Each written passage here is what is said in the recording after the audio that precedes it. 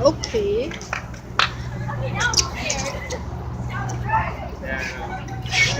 Okay, since I just got off the taxi, I have to. All right, welcome aboard, everybody. Okay. Welcome to the Spirit of Seattle. I believe Charlie already introduced me. My name is Dan, and I'm going to be your tour guide for the next hour.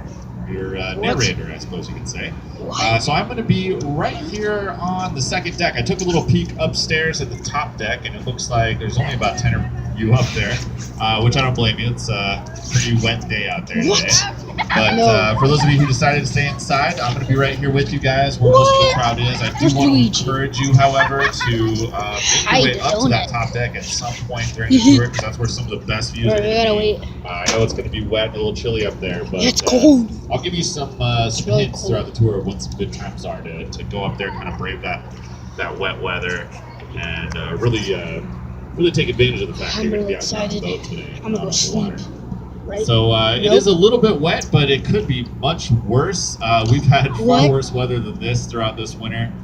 So we'll just be super glad that we're going to have great views of the skyline. We're going to have some fantastic this can't be happening. Port, and a lot of cool stuff to experience on the trip today. This can't be happening. So hopefully you guys are all very excited. Where are you guys coming in from, by the way? Are you all from out of town? Shout some places out. Where are you coming from?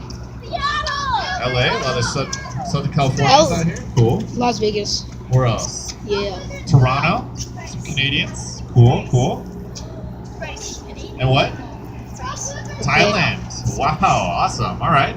Anybody further away than Thailand? Anybody? Anyone beat Thailand? No? Oh, it's a tough one to beat. No? Where are you guys from? Some Amish? Oh, very exotic. Okay, cool. Some Amish. About an hour away from here. All right. Great. Well, welcome aboard, everybody. I'm going to go ahead and get started on the tour. As you can see just ahead of us, probably the first highlight of the trip today is this giant white wheel that's sort of towering over the bow as I speak. That's called the Great Wheel.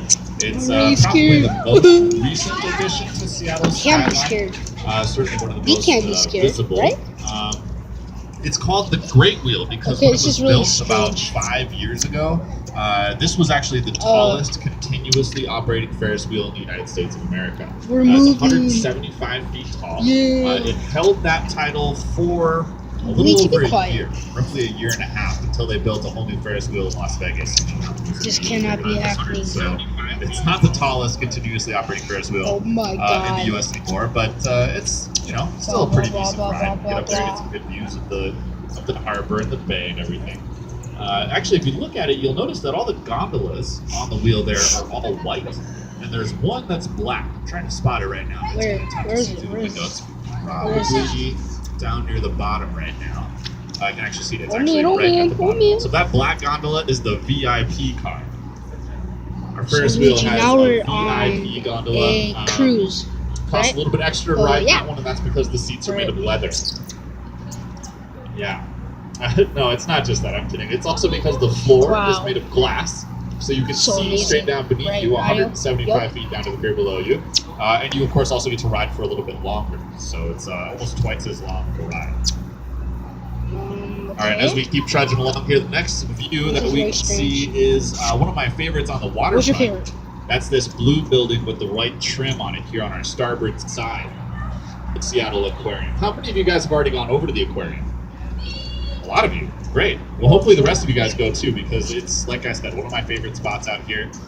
It's a really cool aquarium. I usually have to give people kind of a heads up about it. It's not like a SeaWorld type of aquarium. There's no trained animal acts over here. You're not going to see at the Seattle Aquarium, for instance, like an orca jumping through a big fiery hoop, or a sea lion playing the trumpet or anything like that. It's a very educational experience. You'll learn a lot about the marine life here in Puget Sound. You'll see some really cool animals. That's strange. They have sea otters there, one of the few places in the world that host sea otters. In fact, successfully bred sea otters. So they're just unbelievably adorable. And you see some very young sea otters at the aquarium. They also have one. Sometimes they have two of the giant Pacific octopus. Which is the largest species of octopus in the world. They're worth checking out. They can get up to 150, sometimes up to 160 pounds. They're enormous. And they're really weird looking, so I highly recommend checking them out. They're really weird.